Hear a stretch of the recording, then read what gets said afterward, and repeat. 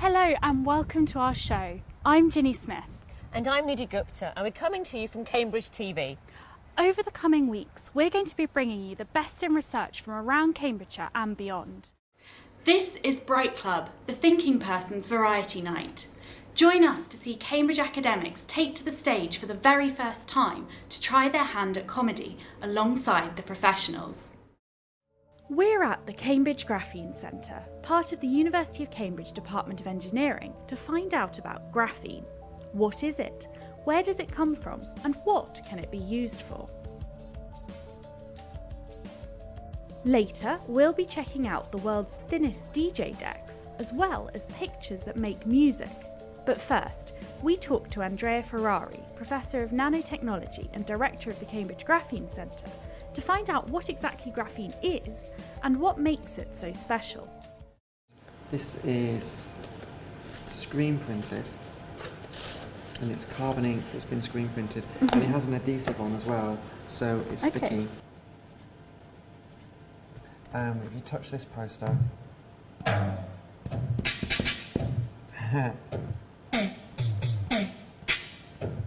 That's brilliant. it's really cool, so right? much fun. And we just laminated this onto some foam board. So has that got the same sort of chips, the little squares of conductance? Are they behind the drums? Yeah, in the light you can kind of like see the shadow of the ink. How do you think we can help to inspire small children to be able to see themselves as scientists and kind of really understand what it is that scientists do, because it's such a range of different careers, it's quite difficult to get that across? Well, I think small children are, in a sense, natural experimental scientists. If you watch them at play, at nursery school and above, they are adopting a scientific method to exploring the world around them, and maybe that partly can get lost in secondary school. You definitely couldn't get into one of these on your own, could you? No, but the astronauts need to be able to get into the spacesuit actually in these. Bend down. Perfect. Got it. Okay, there we go. That's it. There we go. Oh. Okay, heavy enough without trying. Can you hold the legs for me as well? And then shall I, if I, oh, hold up. Right, I think, okay, very good. Thank you, that's good. There we go. That's exactly how they do it in space. We've come to the Laboratory of Molecular Imaging now, and I've had to change into these very fashionable scrubs and hairnet to make sure that I don't bring any outside pathogens into the lab.